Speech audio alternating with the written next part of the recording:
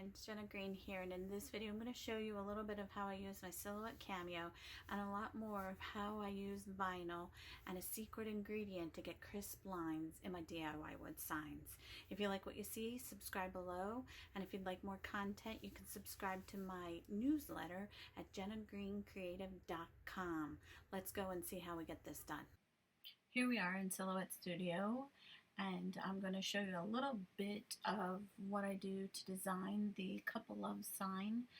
Here I have Harry Loves Jenna, and I'm going to show you that I use the I Love Glitter font, and I will keep the middle section of the heart that connects the two names because I can't figure out which symbol it actually was when I was doing the video, and I'll change it out to Michael Loves Darla.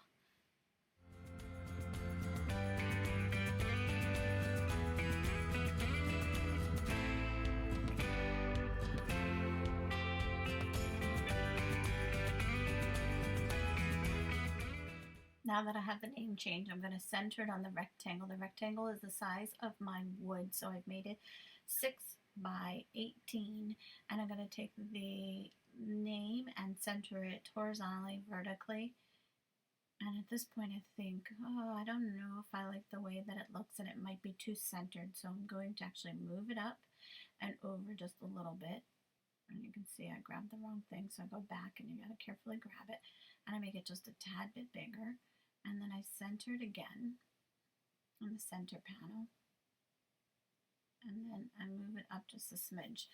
Now I'm going to go in and change the established date. I'm also going to take out the heart so that it's not all the way up there and separate them. So I'm going to go ahead and put in a space and then add the September, I forget the exact date, and add that in and change the date altogether, and then go into my glyphs panel and add a heart separately. So I put it there so that I can go back and add it in separately, so it'll be separate from the actual grouping of words.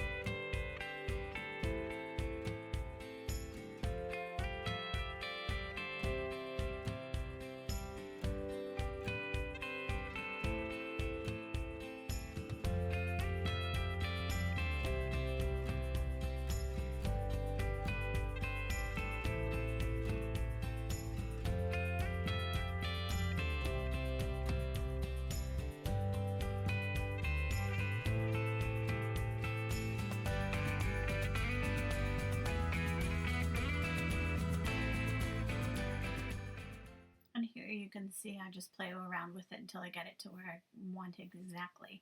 I don't want it to fall off the bottom, but I want it to be on there low enough, and I get it to the exact point, and then we'll go to the cut panel from here.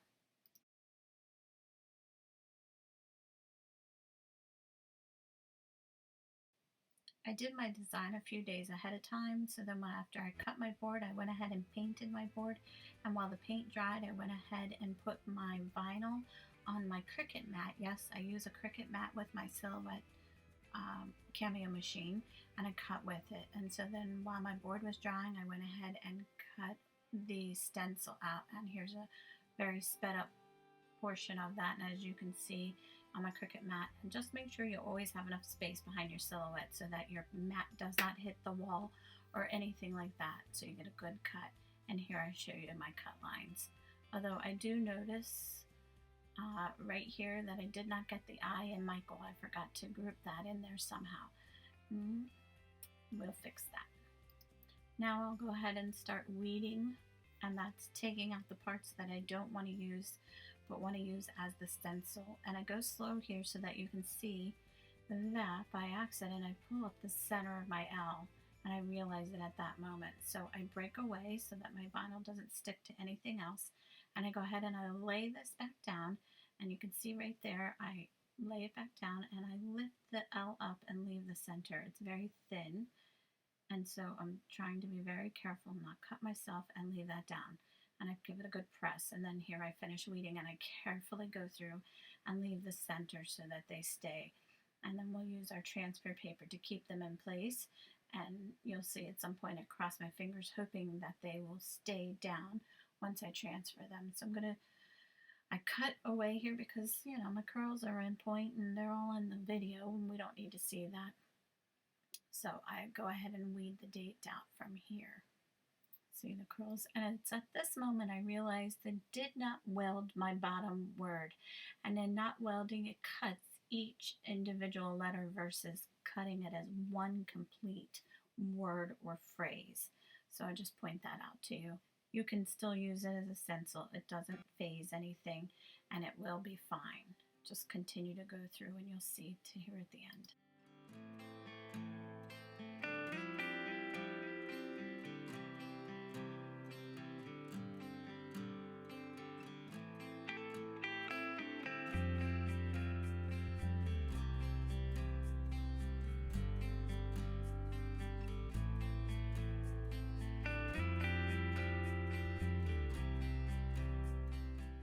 Here's where I say fingers crossed, but I'm making sure all my little tidbits stay down.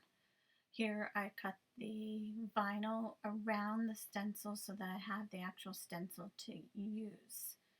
And I'll pull it away from the mat. I start to weed it and then put my transfer tape on and decide I shouldn't be doing this on my mat. You'll see here shortly. And this transfer paper, I give you a freeze frame of it. I got it from Expressions Vinyl, I think it was, years ago, and I still have plenty of it and I like it. It's a paper transfer. It's not super sticky and it works well with vinyl and other things that I use it for. I like to lay my paper transfer upside down so that I know exactly how much I need of it. I'll cut it at that point. Just give it a little splice and then I will turn it right side over. I like to crease it in the middle, lay it flat, and then I will use my scraper tool to make sure that I get it nice and straight on there. And then I go ahead with my roller and my X-Acto knife and I cut around the edges so that my stencil will fit. And here you can see that I have scraped it down and it'll peel away beautifully. Here I use Rust-Oleum wood stain in True Brown to stain. I mix it up here and I use it to stain the frame part of the DIY wood.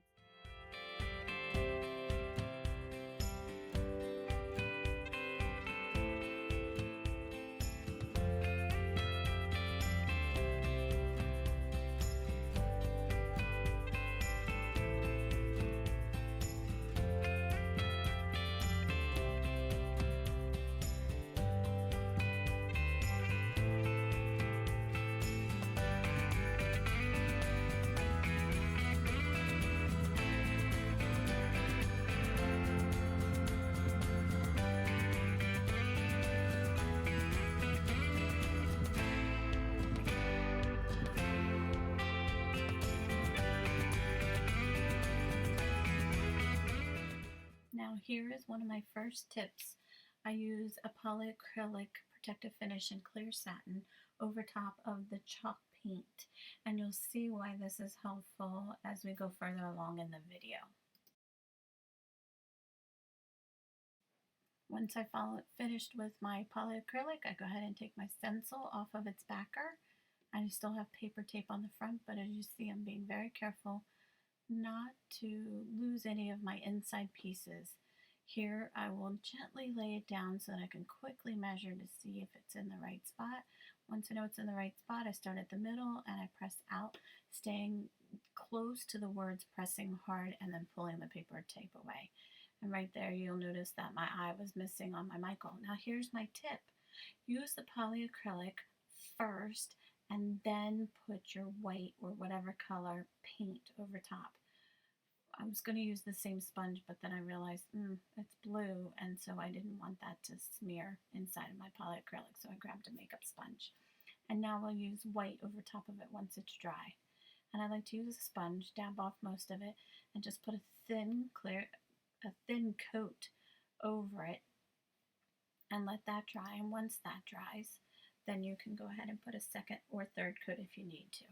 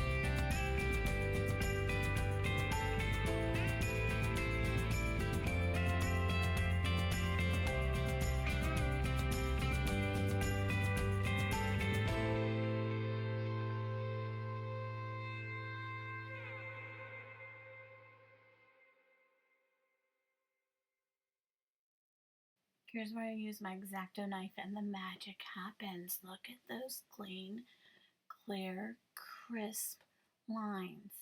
And I really do think it's because I put the polyacrylic on first and then my white paint over top of it. Now you could have used your chalk paint in the same color as well and then done polyacrylic over the entire sign. I did not do polyacrylic over the entire sign. I truly was afraid that the white would bleed into the blue. So I did not give that a try. So maybe in my next video I'll have to try and see what happens and let you know.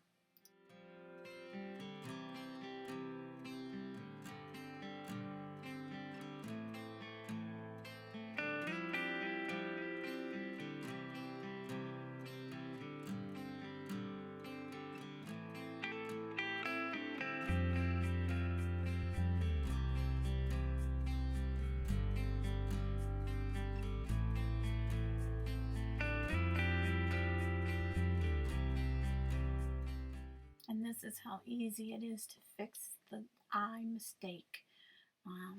The dot of the eye, is that called the tittle? Leave me a comment below and let me know if I have that correct. I've heard that before, and for some reason I want to say it's called a tittle, but I don't even remember. Now I'm going to have to look it up. But here we go. We're going to fix this.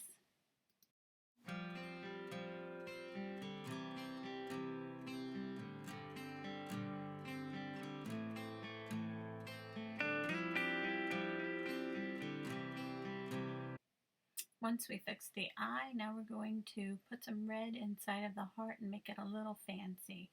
So you can watch through this with a little bit of music and see how I paint that in.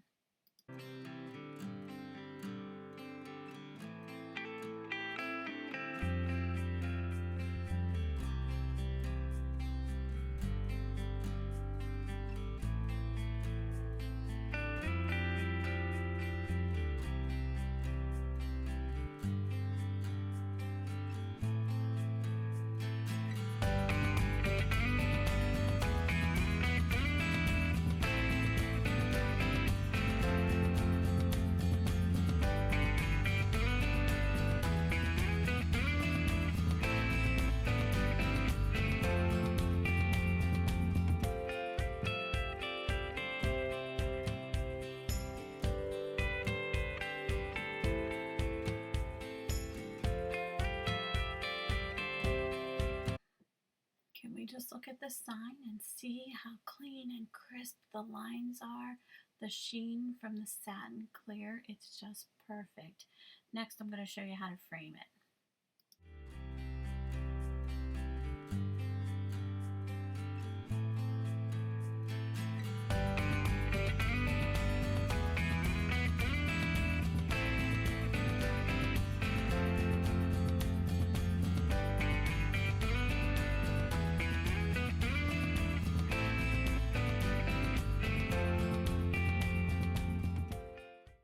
If you'd like to see a full tutorial on how I frame this and measure my framing, leave a comment below.